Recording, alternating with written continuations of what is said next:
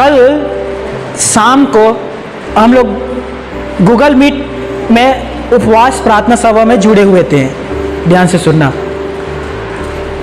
और जब मैं उसमें जुड़ा हुआ था, मैंने एक महत्वपूर्ण बात बताया जो मैं आप सभी से शेयर करना चाहता हूँ, क्योंकि कुछ लोग नहीं जुड़ पाए थे। मैं उपवास से संबंधित विषय में बात कर रहा था और मैंने एक बात कहा, आप सभी से कहना चाहता हूँ, ध्यान से सुनना।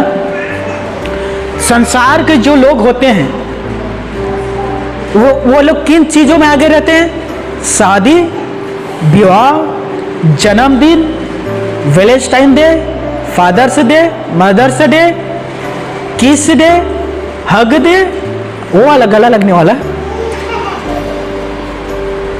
इन सब चीज में लोग आगे रहते हैं। लेकिन एक जो विश्वासी होता है वो उपवास और प्रार्थना में आगे रहता है। कितने लोग हैं जो परमेश्वर के साथ उपवास के साथ प्रार्थना करता है, उपवास में समय बिताने वाले लोग। आज दूसरा दिन है उपवास प्रार्थना सभा का दोस्तों। हम लोग कल भी उपवास प्रार्थना सभा में थे, आज भी हम उपवास प्रार्थना सभा में हैं। मैं क्या कर रहा हूं? सांसारिक जो लोग हैं वो खाने पीने में, डीजे में, नाचने में, छठी ब्याह में आगे रहते हैं, लेकिन एक विश्वासी जो होता है वो उपवास उपासना में आगे रहते हैं। हाथ उठाइए, कितने लोग उपवास रहते हैं? देखिए, आज भी उपवासों का करने वाले के जो संख्या है कम है।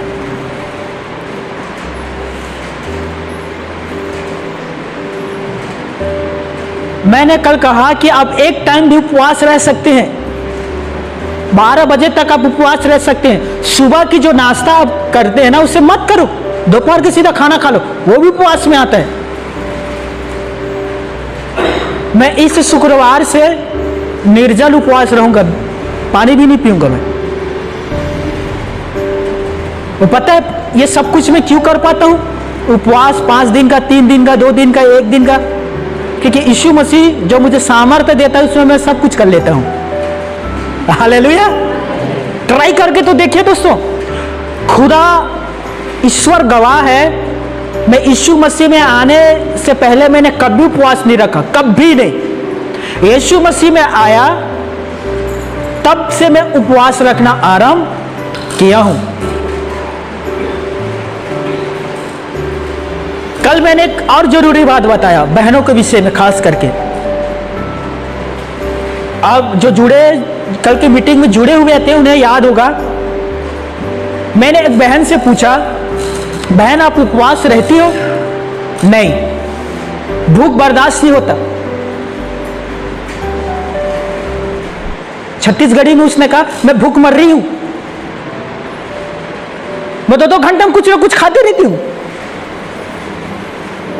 अंत में तीवरा और चना का होरा खाती रहता हूं, कुछ ना कुछ चाहिए मुझे, इसीलिए मैं उपवास नहीं रख सकती भैया। देखिए, परमेश्वर सब कुछ जानता है दोस्तों। कुछ दिन के बाद इसी बहन का भाई के साथ झगड़ा हो गया। क्या हुआ? झगड़ा, छोटे से बात को लेकर। भाई ने कहा ठंडक के दिन है, ठंडक दिन है, मैं सुबह सुबह कपड़ा नहीं धोऊंगा। बहन ने कहा तुझे धोना पड़ेगा, खाना मैं पकाऊंगा, कपड़ा तू धोगा। भैया ने कहा नहीं, मैं दोपहर को धोऊंगा। छोटे से बात को लेकर विवाद हो गया। अब जो बहन थी ना, जो 2-2 घंटा में खाना खाती थी, शाम से उसने कुछ नहीं खाया, पूरे रात कुछ नहीं खाया। पति ने कहा खाना नहीं पकाएगी? नहीं पकाऊंगी, ना तो खुद खाऊंगी ना तुझे खाने दूंगा, तू भी भूखा रहेगा, मैं भी भूखा।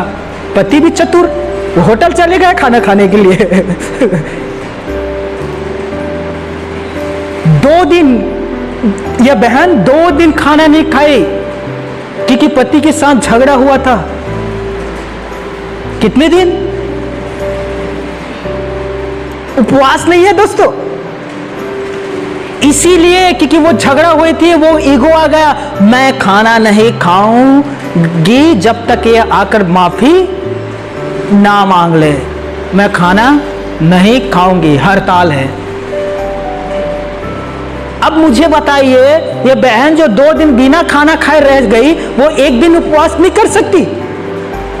प्रभु के परमेश्वर के लिए कर सकती कि नहीं? एक दूसरे का हाथ पकड़िए।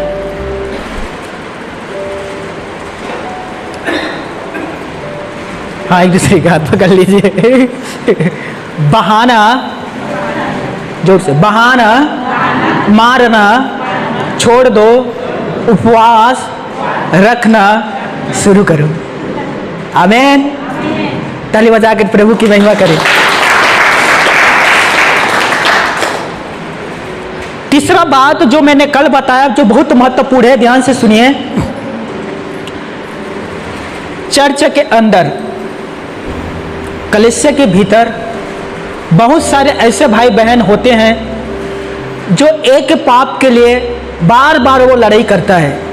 उदाहरण दूं, इस रविवार वो चर्च आए हैं, आप बैठे हुए हैं, आपने वचन सुना, प्रार्थना किया और परमेश्वर से कहा, परमेश्वर सचमुच मुझसे वो गलती हुआ, मैं इंटरनेट में गया, मैंने अश्लील तस्वीर देखा, मैंने गंदे फिल्में देखा, फोन वीडियो देखा, मैंने गंदा किया, मेरे मन पर गंदा चीज आया, आज के बाद से मैं कभी नहीं करूंगा।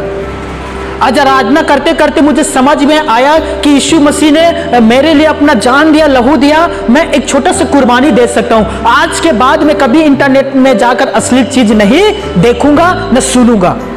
अंगीकार कर लिया, माफी मांग लिया। सोमवार शाम हुआ, फिर से दिमाग में आएगा, शाम हो गया तुझे देखना है। रात हुआ, अब वो दिमाग में जो था वो बढ़ने लग गया, और रात हुआ और बढ़ने लग गया। सब सो गया है, अब तू देख सकता है, कोई तुझे नहीं देखेगा, सब सो गया है। और वो